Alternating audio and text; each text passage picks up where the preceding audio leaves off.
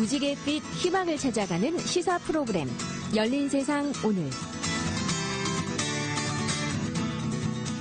예, 더불어민주당 김정은 위원장 필두로 선거대책위원회와 비상대책위원회 체제로 지난주에 공식 출범을 했고요. 그런데 출범 사흘 만에 이 여당과 모처럼 약속했던 합의가 깨지면서 새누리당으로부터 이 기업안력 제고 특별법, 이른바 원샷법과 북한인권법을 무산시켰다는 그런 비판을 받고 있는데요.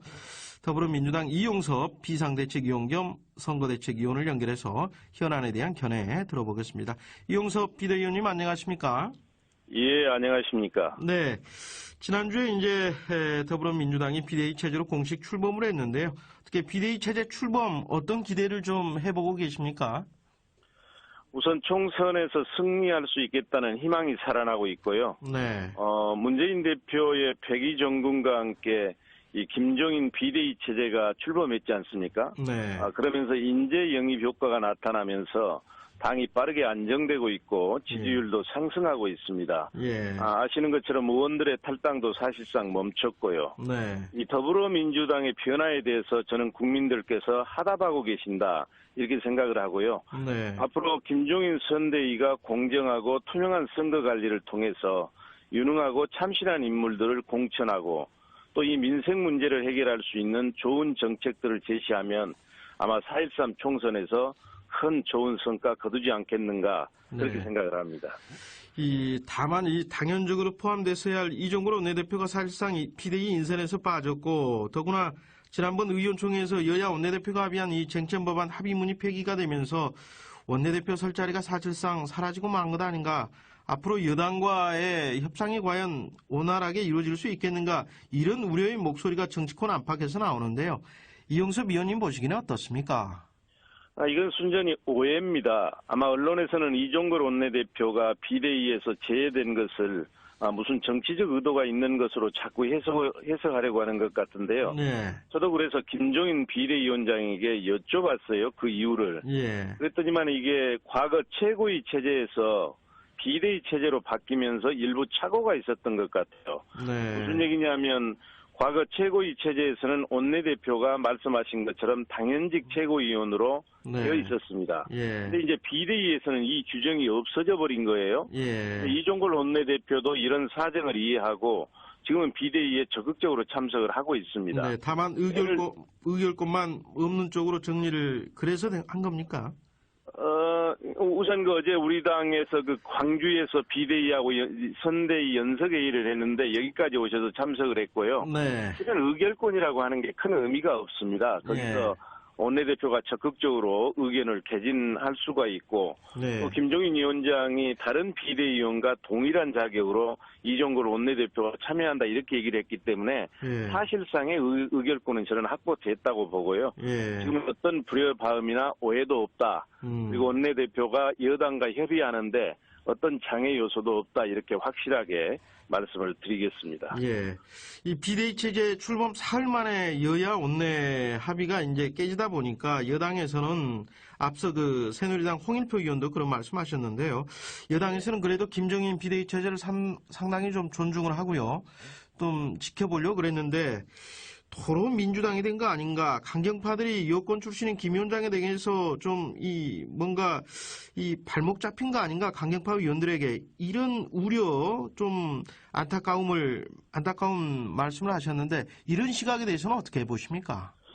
저는 무슨 일만 있으면 야당에게만 책임을 뒤집어 씌우는 이 여당의 못된 습관이 이제 버려야 한다고 생각을 하는데요. 네. 생각해 보십시오. 지금 4.13 총선이 70여일 앞으로 다가왔습니다. 예. 선거구가 이게 확정도 안 됐습니다. 이보다 더 급한 일이 어디가 있겠습니까? 네. 그러니까 무슨 얘기냐면 지난 23일 주말에 여야 간 협상에서 선거구 획정까지도 다 합의가 됐습니다. 네. 그러니까 근데 그 이후에 이 여당이 선거구 획정에 대해서는 진전을 전혀 시키지 않으면서 이 원샷법과 북한 인권법만 들고 나오기 때문에 우선 가장 급한 선거구에 관한 이 공직선거법 처리하고 그리고 나서 원샷법하고 북한 인권법 처리하자 하는 게 이제 우리 당의 의원총회 결정사항이었습니다. 그런데 이게 무슨 김종인 그 위원장 여당이 강경파에 의해서 휘둘렀느니 어쩌느니 이렇게 얘기하는 것은 네. 그거는 너무 신뢰되는 얘기고요. 적절하지 않는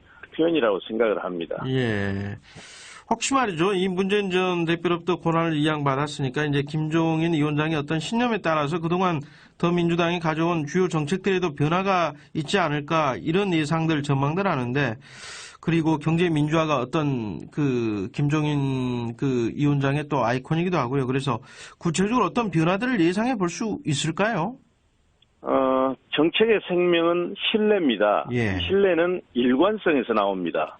대표가 바뀌었다고 해서 다 정책들이 크게 바뀌어서는 안 된다고 저는 생각을 하고요. 네. 다만 김종인 대표는 지금 말씀하신 것처럼 경제 민주화를 헌법에 규정하는데 큰 역할을 했던 분 아니겠습니까? 네. 그렇기 때문에 아무래도 사회 통합과 양극화 해소를 위한 이 경제 민주화 그리고 더불어 잘 사는 포용적 성장 이런 면이 과거보다 좀 강조는 될 수 있을 것입니다. 네. 특히 이제 우리 당의 역점을 두고 있는 것은 국민들이 지금 가장 걱정하고 있는 일자리 불안, 그리고 보육이나 교육 불안, 전월세 불안, 노후 불안, 안보 불안, 소위 우리가 이걸 5대 불안이라고 얘기하고 있지 않습니까? 네. 이 5대 불안을 해소할 수 있는 정책들을 앞으로 적극적으로 제시를 할 것입니다. 예.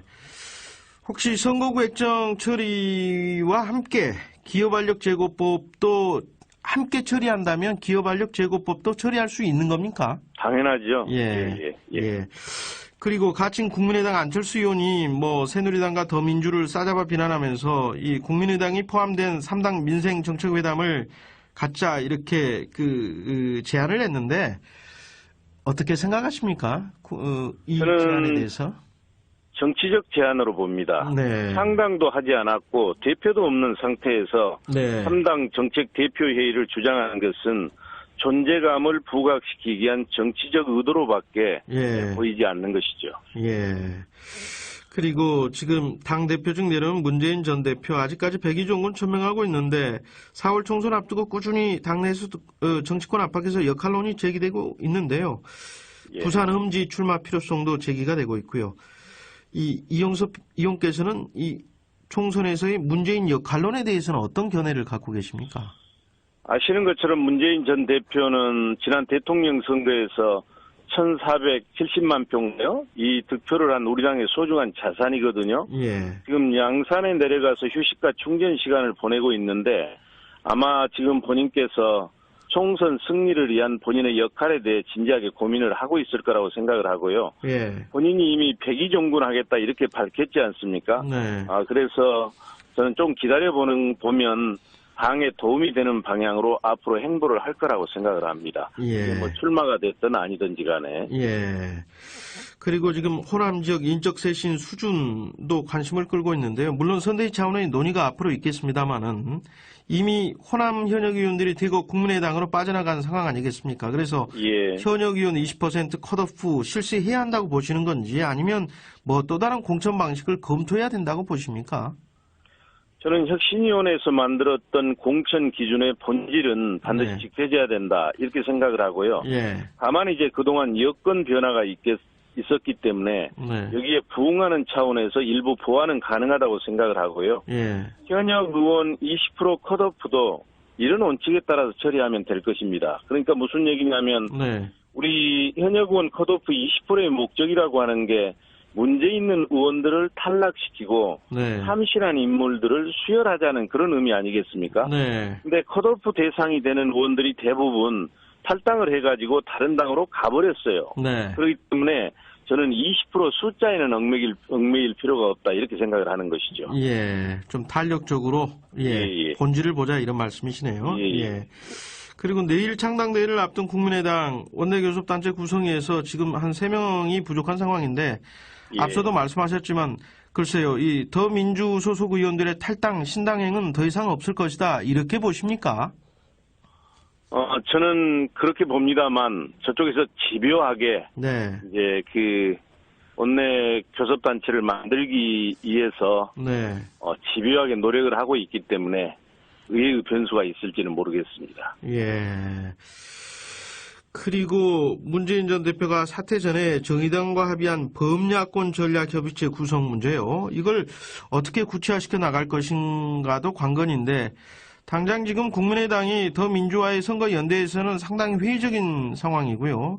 그래서 과연 범야권을 아우르는 협의체 구성이 가능하겠느냐 이런 이 전망 좀 우려 섞인 전망 나오는데 이 부분에 대해서는 어떻게 보십니까?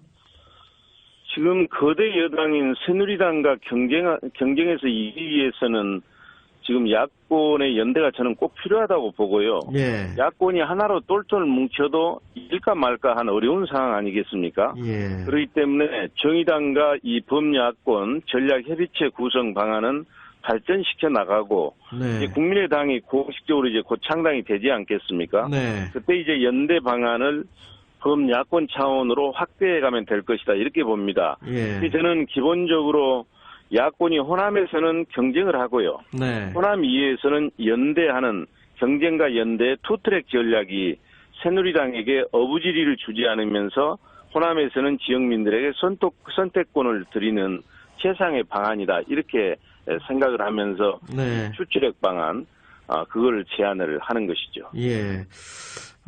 간단히 한 가지 더 여쭤보겠습니다. 지금 예. 정동영 전 의원은 제3지대에 머물고 있는데요. 거치가 관심사인데 어떻게 정동영 전 의원이 더불어민주당에 들어오는 게 도움이 된다고 보십니까? 어떻게 생각하세요? 저는 도움이 되리라고 생각을 합니다. 예.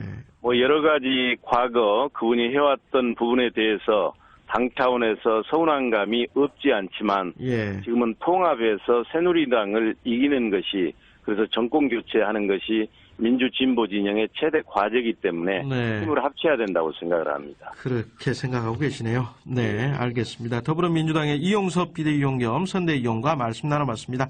오늘 나와주셔서 고맙습니다. 감사합니다.